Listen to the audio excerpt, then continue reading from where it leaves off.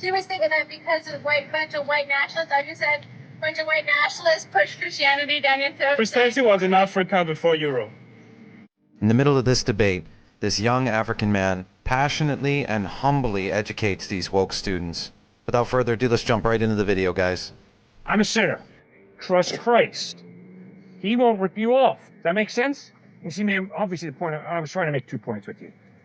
Do you know how frustrated I am with anthropology professors who sit back, or humanities professors, on major university campuses and say, sub-Sahara Africans, we all know why they believe in Jesus. Because of colonization. Because they're nitwits. And they had the stupidity of believing these white missionaries. Ma'am, have you ever considered how elitist that is? It's not stupid. That is elitism up the wazoo. It's elitism. It's forced down your throat. There is no African today that I know of who had Jesus forced down their throat. I got a lot of African friends. I pastor a church. We got a lot of people from Ghana in the church. And I can promise you, not one of them had Jesus Christ slammed down their throat. Not one. These are doctors and lawyers and business people. These are incredibly well-educated people from Ghana, Africa.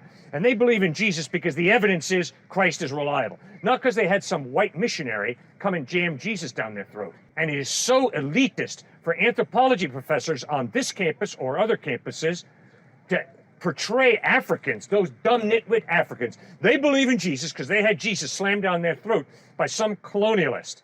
That is so elitist and biased. It's pathetic. So you don't think there's any correlation between colonized populations and their beliefs coinciding with the beliefs of the colonizers? I can promise you, a lot of white missionaries did tell Africans about Jesus. That is correct. And those Africans responded in faith. But those same Africans that accepted Christ reject American materialism, American secularism, because they know the spiritual is real, and they know that America and the West is spiritually bankrupt.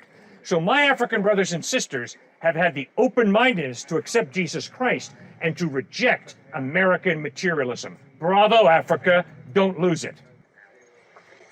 She was thinking that because of bunch of white nationalists, I just said bunch of white nationalists push Christianity down your throat. Christianity was in Africa before Europe.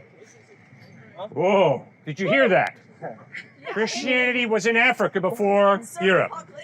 Yeah, like Ethiopia. Go ahead, keep going, brother. The Ethiopian Bible is older than the King James And thank Bible. you. That's exactly right. The argument that Christianity brought, that colonialism brought Christianity to Africa is completely wrong. Why is it completely wrong? Because Christianity was already in Africa before Europe. Christianity was in Africa before Europe. Everybody hear that? And one thing you need to know is that Christianity is not a European religion. Whoa, whoa, whoa. One more time. Real loud. Christianity is not a European religion. Man, you're awesome. Christianity is not a white European faith religion. Keep going, brother. I like So you. Jesus wasn't white. like Jesus you. was not white. Keep going. So he looked more like, the Jews. He was a Jewish man, right? So he was kind of brown. And even though, the Europeans brought European culture to Africa, for example, I'm from Nigeria, right? So the missionaries came to Nigeria and they set up schools and all that. So one thing you need to ask yourself is, why did the people there choose to accept this religion? And one of the reasons why they chose to accept this religion was that some of the values being propagated by this religion already aligned with their values. So, for example, the Igbo people we call, they had names that they would call God, right? The Yorubas, they had names that they would call God. So they had a framework for these things already, right? So the Europeans came in and they brought the Christian religion, and immediately these people accepted it. Now, the missionaries came before the colonial masters came. So it was after the missionaries came in and they set up schools and missions and all those things that, British started the colonial endeavor in Africa. So Christianity already had a a strong foundation in Africa, even before the British came in with colonialism, came in with, the French came in with assimilation, and the British came in with the principle of association. So these people already had a foundation for the idea that there is God. And some we call God Olorun, some like where I'm from, they call God called Gene, right? So these people, the missionaries came in and they said, okay, this is Jesus that you are talking about. So I can stay, I have class in a few minutes, I can stay and give you like historical facts about, how these people already had an idea of who Jesus is. And the Europeans came in and they just, put more structure into the understanding that they already have.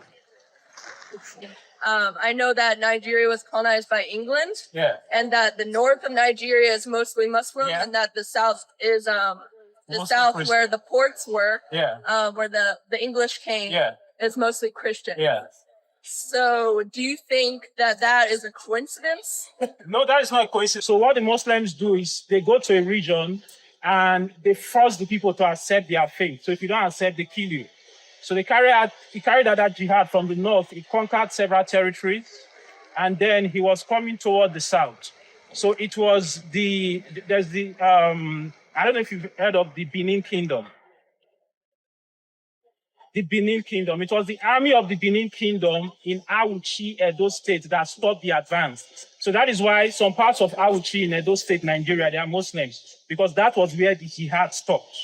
So the reason most of those places are Muslim places today is because there was a Muslim army that carried out a jihad. And, even some of the Muslim regions today in Europe, it was basically the same reason.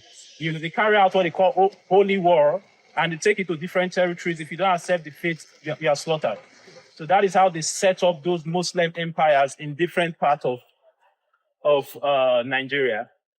Do you know how far back Christianity or Islam or anything dates in Africa, or was it there prehistorically, or did it come mostly from the Middle East?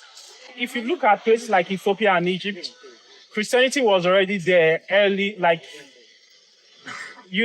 pretty early, right? So, like I said, it was there even before Europe. But if you look at Ethiopia had this kind of relationship with Israel.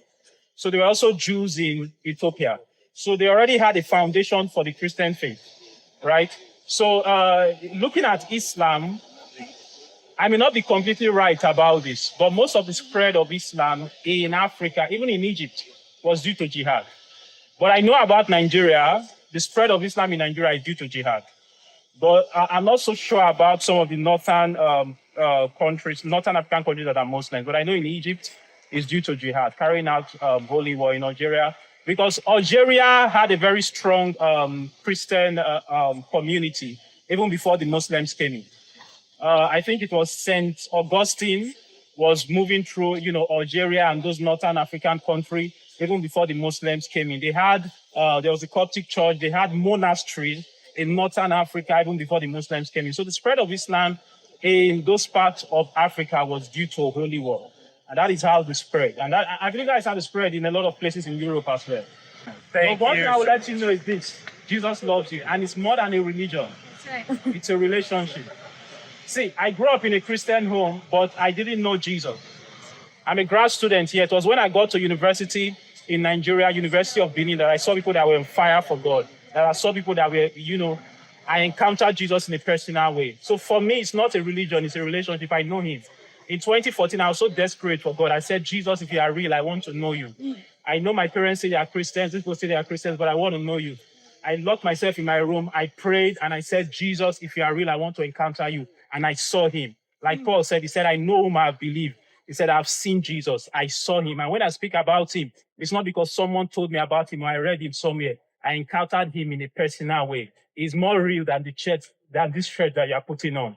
He's alive and he's speaking to your hearts today. So don't hold back. It's not because I'm scared that one day, I don't want to go to hell. I know what he has done for me. John said, because he first loved us. So when you know the worth of his love, that God became man, he died for you on the cross, then you can freely now return that love back to him. You cannot know that love unless you first embrace the love that he has loved you with. And Jesus loved you so much. He loves you so much. Don't let the things that is being, there's a lot of things being said in this generation, trying to program the minds of people to rebel against the things of God. And we think we are white. But Jesus loves us so much. And he's calling each and every one of us for a personal relationship with him, to know his voice, to have fellowship with him. And he says, draw near to me and I will draw near to you. So the more you draw to him, the more he'll be drawing to you. And as long as you do that, very soon you'll be swallowed up in life. Wow, this young man sure speaks passionately. I hope you guys enjoyed this clip as much as I did. If you want to see more content like this, make sure to subscribe. And until next time, God bless.